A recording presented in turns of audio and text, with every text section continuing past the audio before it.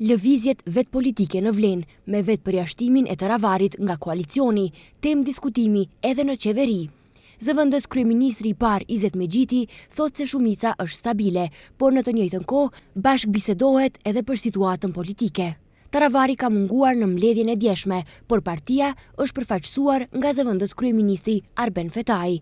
Mexhiti nuk shpalos qëndrimin përfundimtar të kryeministrit, por në emër të Vlenit fton Taravarin të qartësoj pozicionin e tij, pasi siç tha ai, edhe me BDI-n, edhe në qeveri nuk shkon.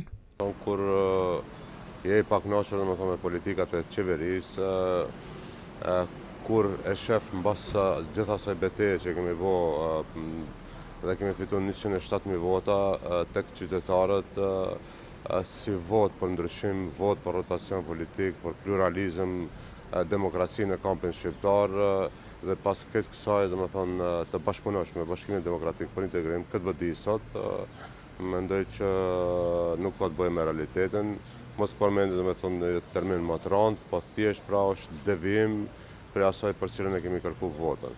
Dhe fundit është çështje që zoti Taravari duhet ta sqaron këtë para strukturave të tij, para opinionit, por momentin që bashkëpunon me BDI-n është mirë pra të mos e fshef këtë bashkëpunim, ta bën publik dhe të jetë bashkë me BDI-n.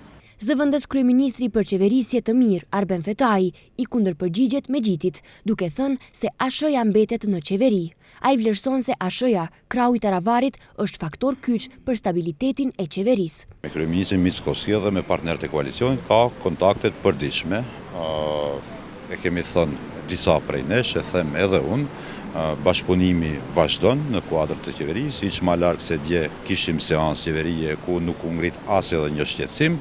Pra vazhdojmë të bëjmë punën tonë, sikur nuk ka ndodhur asgjë, dhe besoj I keni parë po ashtu raportimet në media, se gjatë ditëve në vijim do ketë konsultime, kryeministri veç e veç me partit, me koalicionin Vlenë, me Aleancën për Shqiptarë dhe partnerët e koalicionit si SDAM, të cilët po ashtu janë prononcuar me sa kam parë gjatë ditëve të fundit, për momentin nuk ka ndryshuar asgjë deri në konsultimet që pritet të ndodhin ditëve në vijim.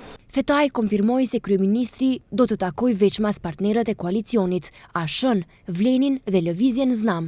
Rreth 1 majit flitet të realizohet takimi Mickoski-Taravari. Mexhiti nuk konfirmon nëse do të ishte pjesë e këtij takimi.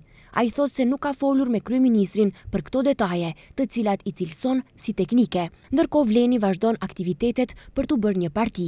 Kryesia do të ketë 23 antar. Brenda koalicionit flitet edhe për emrin e kryetarit të partisë. Nuk përjashtohet emri I Mexhitit, por nga Vleni thonë se kjo nuk është ndër prioritetet, sikurse realizimi I programit dhe unifikimi I votës shqiptare.